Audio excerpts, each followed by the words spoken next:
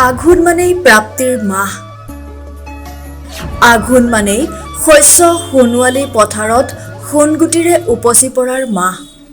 বাৰিষাৰ ঘাম সৰা বোকাময় পথাৰত সিঁচা আশাৰ কঠীয়া সোণালী হৈ জিলিকে আঘোণৰ পথাৰত। আঘোণৰ ভৰপূৰ পথাৰত চৌদিশে সোণগুটি চপোৱাত ব্যস্ত এতিয়া কৃষক দাৱনী।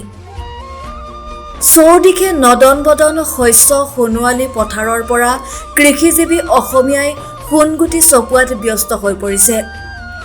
কাঁচিৰ শব্দত ৰজন জনাইছে কৃষকৰ পথাৰ। কৃষকৰ মুখত বিৰিঙিছে প্ৰাপ্তিৰ হাঁহি। জাক জাক দাৱনীৰ খিলখিলনি হাঁহিত শালি জালি নাচি উঠিছে সোণোৱালী ধাননিডৰা।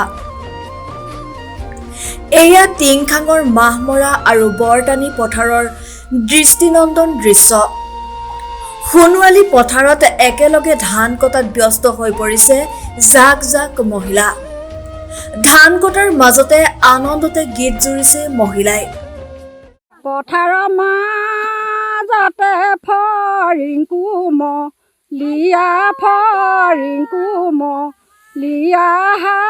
সাপকুমলীয়া জিভা ঘৰত মই নমৰো থাকিবনো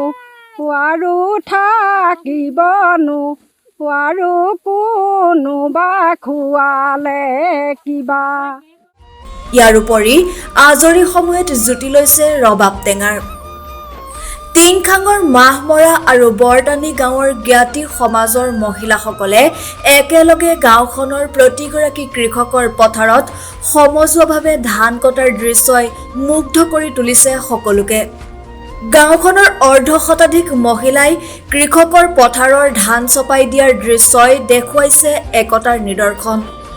উল্লেখ্য যে প্ৰতি বছৰে গাঁওখনৰ জ্ঞাতি সমাজে সমন্বয়ভাৱেৰে দৰিদ্ৰ তথা অকলশৰীয়া কৃষকৰ ধান চপাই দিয়াত সহায় কৰি আহিছে।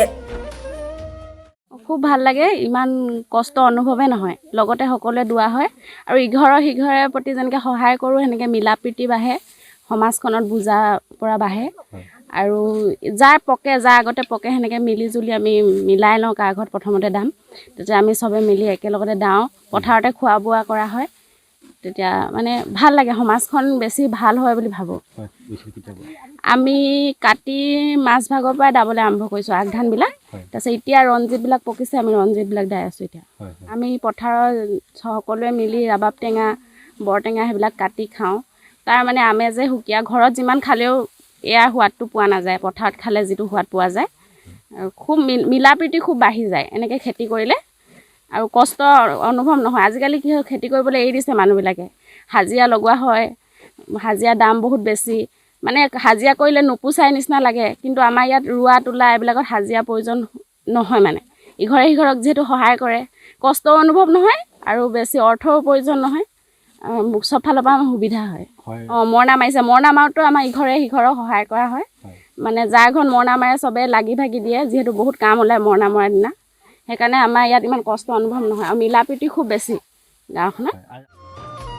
আঘোণৰ পথাৰত ধান কটাৰ পিছত মাঘৰ উৰুকাত একেলগে সমন্বয়ভাৱেৰে এসাঁজ ভোজ ভাত খাই আহিছে গাঁওখনৰ ৰাইজে। তদুপৰি সমজুৱাকৈ ধান কাটি পোৱা সামান্য ধনেৰে মহিলাসকলেও বিভিন্ন উন্নয়নমূলক কাম কৰি আহিছে। এনে কৰ্মই গাঁওখনৰ ৰাইজৰ মাজত ঐক্য সম্প্ৰীতি ৰক্ষা কৰাত সহায়ক হৈছে।